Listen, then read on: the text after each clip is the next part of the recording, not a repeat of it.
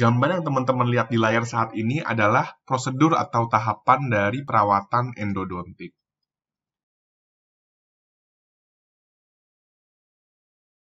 Perawatan endodontik itu pasti nggak lepas dari yang namanya triad endodontik. Teman-teman pasti semua pernah dengar ya. Triad endodontik itu terdiri dari shaping atau preparasi, terus cleaning atau sterilisasi, dan yang terakhir itu obturasi. Perawatan endodontik yang berhasil itu harus memenuhi ketiga triad atau aspek ini. Untuk cleaning dan shaping sendiri, itu sebenarnya ada yang secara mekanis, itu yang pakai file ya teman-teman, file atau instrumen endodontik lainnya, bisa juga atau bukan bisa juga ya, harus dibantu dengan cleaning dan shaping secara kimia, yaitu menggunakan bahan-bahan irigasi. Di video kali ini kita akan bahas banyak mengenai bahan-bahan irigasi.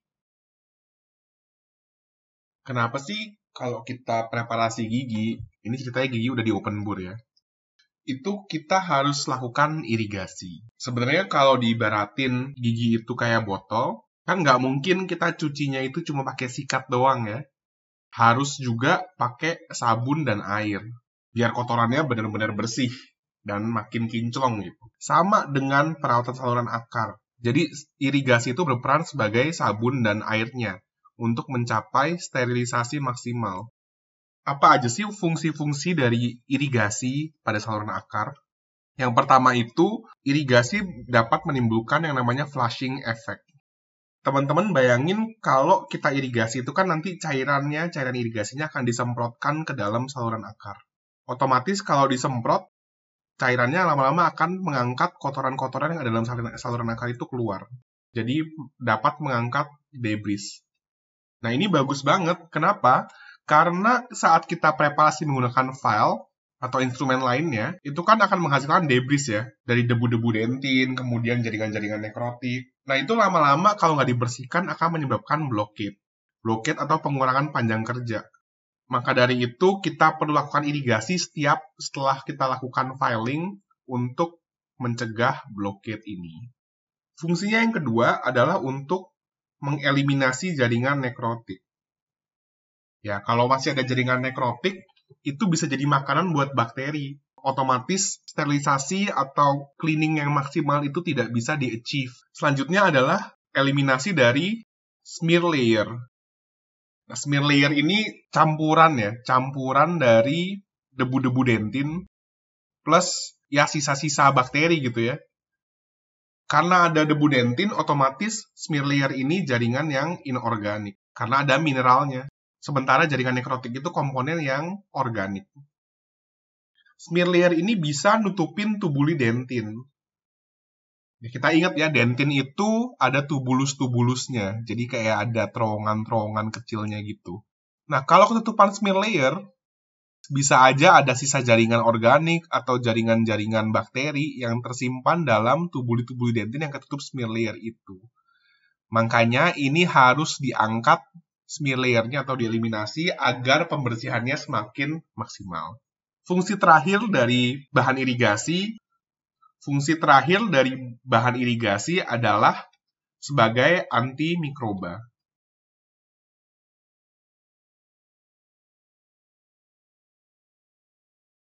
Untuk memenuhi fungsi bahan irigasi, suatu bahan irigasi itu harus memiliki beberapa sifat ideal. Yang pertama, pastinya dia harus biokompatibel. Yang pasti non-toksik dan nggak bikin alergi. Yang kedua, dia itu harus merupakan disinfektan efektif. Karena tadi ya, fungsinya kan untuk sterilisasi secara kimia, maka dia harus mampu membunuh bakteri. Dan yang terakhir, dia harus mampu mengeliminasi jaringan organik, tadi ya, yang berupa jaringan-jaringan nekrotik, maupun jaringan inorganik, yang berupa smear layer.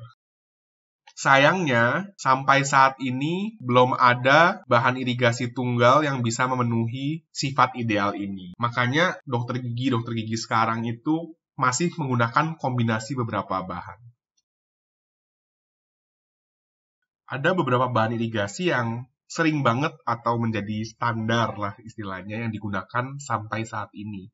Yang pertama itu sodium hipoklorit atau NaOCl. Sodium hipoklorit yang biasa dipakai itu konsentrasinya antara 1% sampai 5,2%. Sodium hipoklorit ini bisa memenuhi sifat antimikroba atau disinfektan ya. Kemudian dia juga bisa melarutkan jaringan nekrotik. Gimana cara kerjanya? Kenapa dia bisa melarutkan jaringan nekrotik? Jadi sebenarnya saat si NaOCl ini masuk saluran akar, kayak di iklan-iklan ya, tubuh kan 70% air. Jadi ketemu air, itu dia akan membentuk HClO atau asam hipoklorit. Asam hipoklorit ini yang akan melarutkan jaringan nekrotik nantinya. Selain melarutkan jaringan nekrotik, asam hipoklorit ini juga bisa menghambat sintesis DNA bakteri. Makanya dia bisa menghambat pertumbuhan bakteri dan menjadi antimikroba. Tapi jeleknya, sodium hipoklorit ini memiliki kelemahan ya teman-teman. Yang pertama, dia itu bau. Jadi baunya tuh kayak Baiklin gitu. Yang kedua, dia itu sebenarnya toksik kalau kena jaringan lunak. Jadi kalau kita pakai sodium hipoklorit ini atau NaOCl ini, hati-hati banget saat teman-teman masukin bahan irigasinya. Jangan sampai kena gingiva, karena nanti bisa jadinya iritasi. Or, yang lebih bagus lagi, teman-teman harusnya pakai rubber dam. Otomatis nggak bakal kena dah tuh gingivanya. Kelemahannya yang paling fatal sebenarnya adalah tidak bisa melarutkan jaringan inorganik. Maka dari itu, NaOCl ini biasanya dikombinasikan dengan EDTA singkatannya. Nama panjangnya nih ya, etilen, diamin, tetraasetik, acid. Yang suka konsentrasinya berapa, EDTA ini umumnya yang dipakai itu konsentrasi di 17%. EDTA ini pasangan yang cocok banget lah buat si NaOCl atau sodium hipoklorit. Kenapa? Karena fungsi utamanya atau kelebihan utamanya itu adalah untuk melarutkan jaringan inorganik. Otomatis nantinya pembersihan jadi semakin maksimal. Kenapa tadi? Karena tubulidentinnya bisa diakses. Tapi saking cocoknya si sodium hipoklorit sama EDTA, mereka itu kalau dipakai langsung barengan, jadi abis NaOCl, disuction, kemudian EDTA langsung, itu bisa menghasilkan preparasi yang eksesif, atau preparasi berlebih di saluran akar. Maka dari itu biasanya kita selingin nih, kita bilas dulu, bisa pakai salin, atau Aquades. Katakanlah kita masukkan NaOCl dulu, kemudian mau kita EDTA, berikutnya kita pastikan kita bilas sampai bersih dulu menggunakan salin dan Aquades, baru masukin EDTA. Pada kasus-kasus tertentu, itu kadang chlorhexidin itu juga digunakan sebagai bahan irigasi. Chlorhexidin yang digunakan itu chlorhexidin yang konsentrasinya 2%. Karena si chlorhexidin ini sangat efektif melawan yang namanya bakteri Enterococcus faecalis. Bakteri ini kita juga kenal sebagai bakteri penyebab kegagalan PSA. Atau biasanya pada kasus-kasus abses periapikal. Jadi chlorhexidin teman-teman bisa pakai pada kasus-kasus ini. Tapi nggak bisa sendirian lagi ya. Tetap aja kita harus kasih NaOCl atau sodium hipoklorit dan juga EDTA. Tapi balik lagi, jangan pernah kita langsung campur dua bahan irigasi langsung tanpa kita bilas pakai salin.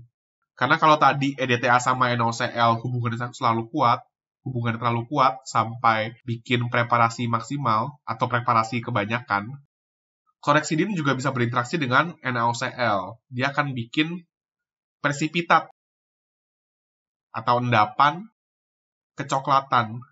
Nah, endapan kecoklatan ini akan numpuk di ujung akar. Otomatis jadinya malah blok. 4 bahan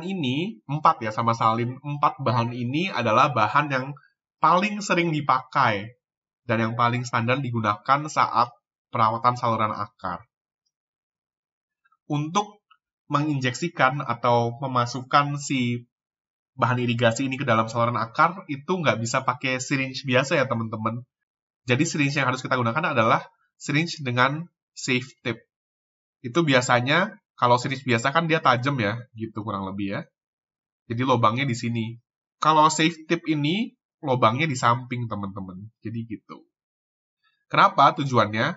Kalau pakai yang tajam, yang ujungnya bolong, tekanannya akan kenceng banget ke ujung apex. Otomatis bisa terjadi perforasi. Sementara kalau pakai safe tip syringe-nya, nah, saat kita injeksikan, cairan atau bahan irigasinya itu akan semprotnya ke samping gitu kan, dan otomatis mengangkat si debris-debrisnya dan nggak ada risiko untuk perforasi.